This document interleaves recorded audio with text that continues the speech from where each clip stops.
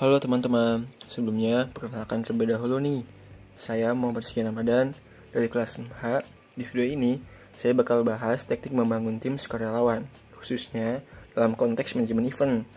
Karena suksesnya sebuah event, seringkali nggak lepas dari orang-orang hebat di balik layarnya yang kerjanya dengan hati, bukan cuma karena gaji. Tanpa basa-basi, langsung aja kita bahas bareng yuk. Teknik membangun tim bagi sukarelawan. Teknik membangun tim bagi sukarelawan adalah serangkaian aktivitas dan strategi yang dirancang untuk meningkatkan kerjasama, komunikasi, dan rasa kebersamaan di antara sukarelawan yang terlibat dalam sebuah event. Hal ini penting untuk memastikan bahwa sukarelawan dapat bekerja efektif dan efisien sehingga event dapat berjalan lancar dan sukses. Membangun tim yang solid. Membangun tim sukarelawan yang solid sangatlah penting dalam manajemen event karena tim yang solid juga membantu mencapai tujuan event lebih efektif, meningkatkan kerjasama, dan memperluas jaringan relawan untuk event selanjutnya. Dan juga, suksesnya sebuah event itu bukan cuma soal konsep, tapi juga tentang siapa yang menjalankannya. Mungkin ada beberapa alasan mengapa tim sukarelawan yang solid penting dalam manajemen event. Yang pertama itu meningkatkan produktivitas. Tim yang solid bekerja dengan lebih efisien karena adanya koordinasi yang baik, berbagi beban kerja, dan pemanfaatan keterampilan masing-masing anggota.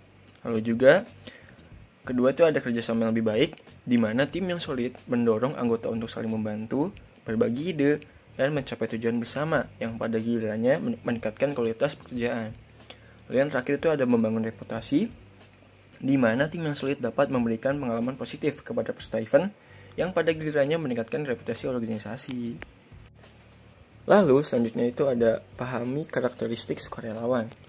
Sukarelawan dalam manajemen event idealnya memiliki beberapa karakteristik kunci dan juga mereka juga perlu bersedia belajar hal baru, memiliki jiwa kreativitas dan sabar dalam bekerja.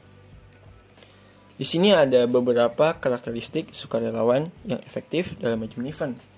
Di antaranya yang pertama itu ada jiwa sosial yang tinggi, yang dimana sukarelawan yang baik akan memiliki keinginan kuat untuk membantu dan berkontribusi pada kesuksesan event.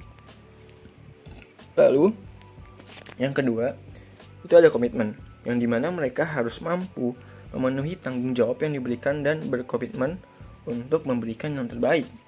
Lalu, selanjutnya itu ada mau belajar, yang dimana sukarelawan tuh juga harus bersedia untuk terus belajar hal baru, baik terkait tugas yang diberikan maupun keterampilan lain yang relevan dengan event. Lalu berikutnya itu ada kerja sama tim, yang dimana sukarelawan juga harus mampu bekerja sama dengan baik dengan anggota tim lainnya dan menciptakan suasana kerja yang positif. Lalu yang terakhir, percaya diri, yang dimana juga sukarelawan harus percaya diri, yang dimana akan mempermudah mereka untuk berinteraksi dengan peserta lainnya, staf lainnya, dan bahkan dengan pihak yang berkepentingan lainnya. Lalu, next, rekrutmen yang tulus dan jelas. Teman-teman semuanya perlu dipahami, rekrutmen bukan cuma soal kekurangan orang, tapi mencari orang yang tepat. Kita harus jujur dengan deskripsi tugas kita, dan juga tunjukkan kenapa event ini sangat layak untuk diperjuangkan bersama para sukarelawan tentunya. Seperti kita menjelaskan why, kenapa sih event kita ini penting. Kita harus bisa menjelaskan alasan kenapa event yang kita buat ini sangat layak untuk dijalani dan diikuti bersama para sukarelawan.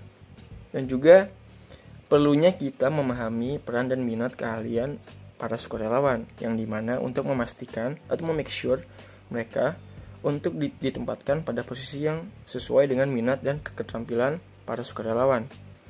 Yang dengan demikian, hasilnya akan lebih maksimal untuk dijalankan oleh para sukarelawan.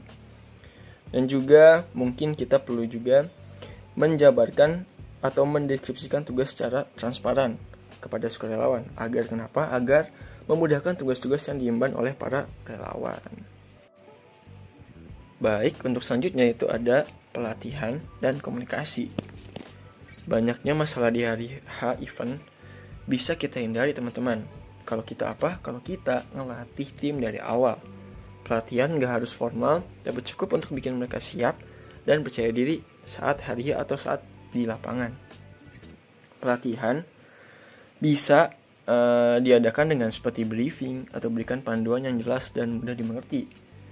Dan juga untuk komunikasi terbuka sangat penting dalam manajemen event, yang dimana untuk make sure atau memastikan sebuah efisiensi, efektivitas, dan keberhasilan sebuah acara. Komunikasi yang dimaksud ialah bisa kita membuatkan dengan grup aktif seperti WhatsApp atau Discord. Lalu juga kita libatkan mereka dalam update proses, seperti kita bisa saling update secara langsung di lapangan, seperti cross-check situasi atau kondisinya.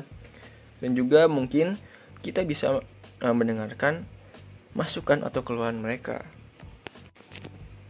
Nah, untuk selanjutnya ada nih teman-teman, apresiasi dan refleksi, yang dimana apresiasi diartikan sebagai bentuk penghargaan atau ucapan terima kasih kepada pihak-pihak yang telah terlibat dan berkontribusi dalam keberlangsungan acara, yang dimana bertujuan agar menghargai kerja keras orang lain dan menjaga hubungan baik untuk kolaborasi yang akan datang.